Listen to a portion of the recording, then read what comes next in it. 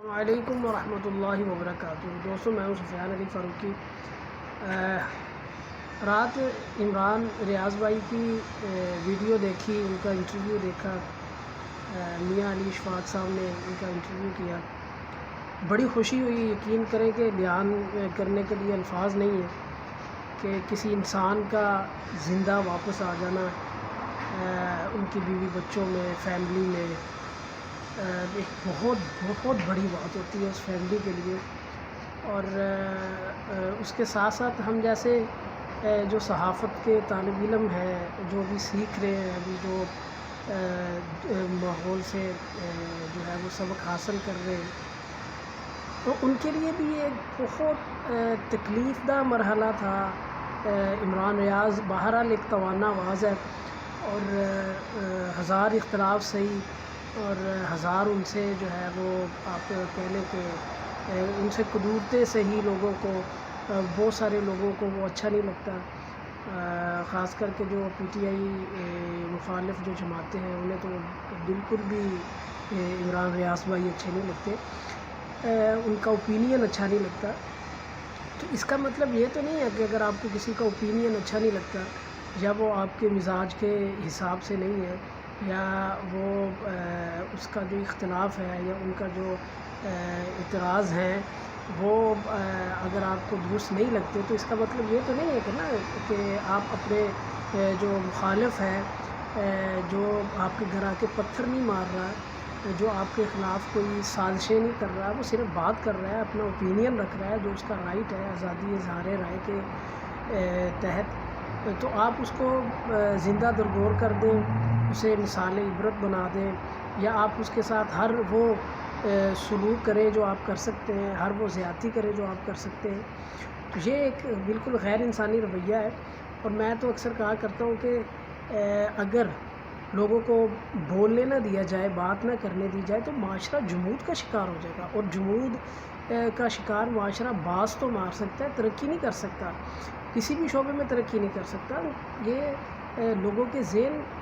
جمود کا شکار، ان کی فکریں، ان کی سوچیں جو ہیں ان کو جمود کا شکار کرنے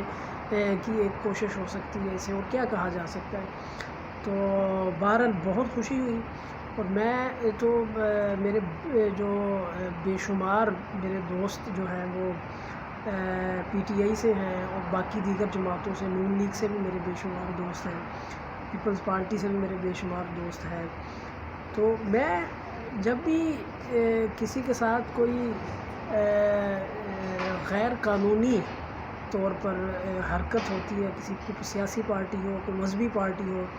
یا کوئی ایک فرد ہو، تو الحمدللہ ہمیشہ آواز اٹھائی ہے، اور میں بولنے کا قائل ہوں، اور بولنے دینے کا قائل ہوں، اختلاف کا قائل ہوں، اختلاف کرنے کا قائل ہوں، اختلاف سننے کا قائل ہوں۔ تو یہ کسی کی زبان بندی کرنا، کسی کو چینل سے نوکری سے نکال دینا، یہ کوئی بہادری کی بات نہیں ہوتی۔ بہادر وہ شخص ہوتا ہے جو اختلاف کو سنے، اور اگر وہ اختلاف وائلڈ ہے، اس میں کوئی قباحت نہیں ہے قانونی طور پر، شرعی طور پر، تو اس اختلاف کو کھلے دل سے قبول کرنا چاہیے۔ اگر آپ سے کوئی غلطی ہو گئی ہے، اسے کھلے دل سے تسلیم کریں، اور اختلاف کرنے والے کا شکریہ ادا کریں۔ یہ جو دیکھیں، اللہ تبارک و تعالیٰ نے پوری کائنات بنائی ہے، تو اگر یہ ساری ایک رنگ کی ہوتی، رنگوں کا اختلاف نہ ہوتا، تو یہ اس کائنات کا حسن ختم ہو جانا تھا۔ تو اس کائنات کا حسن کس چیز سے ہے؟ اختلاف سے ہے۔ تو اگر آپ اختلاف ہی ختم کر دیں گے، تو سوچوں میں نکھار کیسے آئے گا، اور کاموں میں نکھار کیسے آئے گا، قوموں میں نکھار کیسے آئے گا؟ اور اگر ایک چیز کو ہم دو تین زاویوں سے نہیں دیکھیں گے، تو اس میں تو بہتری کی گنجائش ہی ختم ہو جائے گی۔ تو میری ارباب حلوقت سے بھی درخواست ہے، سب سے درخواست ہے کہ ایک تو کسی کی ذاتیات پہ نہیں اترنا چاہیے، اور اختلاف کریں اچھے الفاظ سے کریں، اور خوبصورت پیرائے میں کرنا چاہیے اختلاف، اور اختلاف کو برداشت بھی بڑی خندہ پیشانی سے کرنا چاہیے۔ جو لیڈر ہوتا ہے یا جو بہادر ہوتا ہے، وہ کبھی بھی اپنے اوپر کیے گئے کرنے والے اپنے اوپر کیے گئے اختلاف سے یا تنقید سے گھبراتا نہیں ہے، پریشان نہیں ہوتا، بلکہ خوش ہوگا، اس کو اپریشیٹ کرے گا۔ ہمارے پاکستان میں بھی اور پوری دنیا میں بے شمار ایسی مثالیں ہیں، بے شمار ایسے لیڈر ہیں کہ جو اختلاف کو برداشت بھی کرتے ہیں اور اختلاف کو ایک اچھے وے میں بھی لیتے ہیں اور اختلاف کو بلکہ انجوائے بھی کرتے ہیں، تو اور اختلاف سے سیکھتے ہیں، اپنے کام میں بہتری لے کے آتے ہیں۔ تو یہ جو اختلاف ہے، میری درخواست ہے سب سے کہ ایک تو اختلاف تہذیب کے دائرے میں رہ کے کریں، اور دوسرا اختلاف کرنے والوں کی قدر کریں۔ یقین کریں کہ اگر یہ اختلاف کرنے والے ختم ہو گئے تو سمجھ لیں کہ قوم کی گروتھ ختم ہو گئی۔ اللہ تبارک و تعالیٰ میرا اور آپ کا حامی و ناصر ہو۔